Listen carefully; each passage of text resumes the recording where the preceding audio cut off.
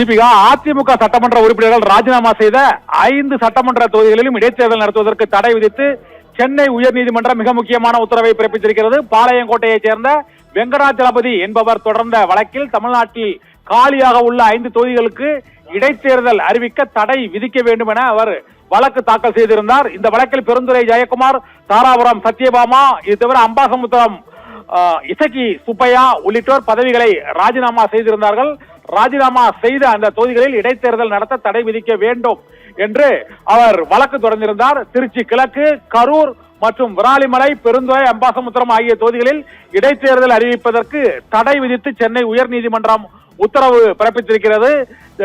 தமிழகத்தில் தமிழக வெற்றி கழக அரசு அமைந்த பின்னர் அங்கு அறுதி பெரும்பான்மை கிடைக்காததை ஒட்டி அதிமுகவின் சட்டமன்ற உறுப்பினர்கள் தொடர்ந்து தங்களது பதவிகளை ராஜினாமா செய்து தாவேகாவில் இணைந்து வந்தனர். இந்த சூழ்நிலையில் திருச்சி கிழக்கு, கரூர், விராலிமலை, பெருந்துறை ஆகிய தொகுதிகளில் இடைத்தேர்தல் நடத்துவதற்கு தடை விதிக்க வேண்டும் என்று பாளையங்கோட்டையைச் சேர்ந்த வெங்கடாச்சலபதி என்பவர் வழக்கு தொடர்ந்திருந்தார்.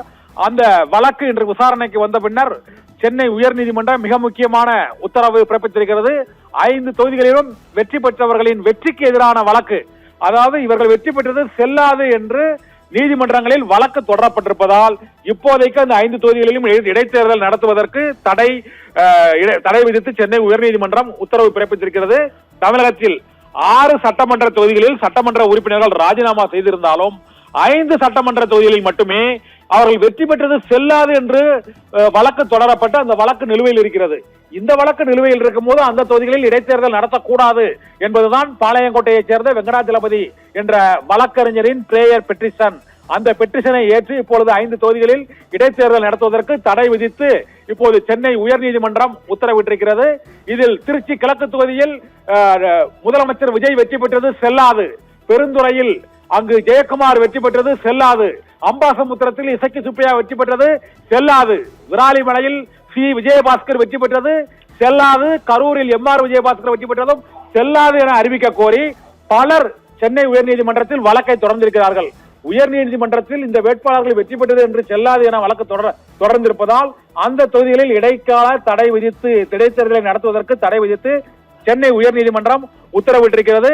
இதனால் MLA பதவிகளை ராஜினாமா செய்த மரகதம் குமரவேல், மதுராந்தகம் தொகுதியின் மரகதம் குமரவேல் வெற்றியை எதிர்த்து எவரும் வழக்கு தொடரவில்லை. அதனால் அந்த தொகுதியில் இடைத்தேர்தல் நடத்துவதற்கு தடை கோரி வழக்கு தொடரப்படவில்லை. மற்ற 5 சட்டமன்ற உறுப்பினர்களும் முதலமைச்சர் விஜய், மற்றபடி கரூரில் MR விஜயபாஸ்கர், விராலிமலையில் சி விஜயபாஸ்கர், இது தவிர இங்கு பெருந்துறையில் ஜெயக்குமார் உள்ளிட்டோர் அவர்கள் வெற்றி பெற்றது செல்லாது என்று எதிர்த்து போட்டியிட்டவர்கள் நீதிமன்றத்தில் வழக்கு தொடர்ந்திருக்கின்றனர். அதனால் அந்த வழக்கு நிலுவையில் உள்ள சூழ்நிலையில் மீண்டும் அங்கு இடைத்தேர்தலை அந்த வழக்கு முடிவடைவதற்குள் இடைத்தேர்தல் நடத்துவதற்கு தடை விதிக்க வேண்டும் என இப்போது உயர்நீதிமன்றம் உத்தரவிட்டு மத்திய அரசு, முதலமைச்சர் விஜய் மற்றும் சட்டமன்ற செயலாளர் உள்ளிட்டோர் பதிலளிக்க வேண்டும் என நோட்டீஸ் அனுப்பி உயர்நீதிமன்ற தலைமை நீதிபதி தர்மாதிகாரி தலைமையிலான உயர்நீதிமன்ற முதன்மை அமர்வு உத்தரவு பிறப்பித்திருக்கிறது. ஜூலை 31ஆம் தேதி வரை இடைத்தேர்தல் அறிவிப்பை வெளியிடக்கூடாது என்று இடைக்கால தடை விதிக்கப்பட்டிருக்கிறது. ஆதலால் இடைத்தேர்தல் மற்ற தொகுதிகளிலும் நடத்துவதில் இப்போது சிக்கல் ஏற்பட்டிருக்கிறது.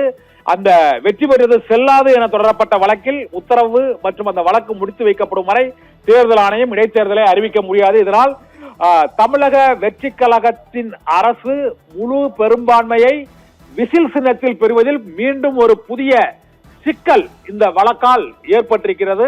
5 தொகுதிகளில் இடைத்தேர்தல் நடத்துவதற்கு இடைக்கால தடை விதித்து சென்னை உயர்நீதிமன்றம் உத்தரவு பிறப்பித்திருக்கிறது. தீபிகா.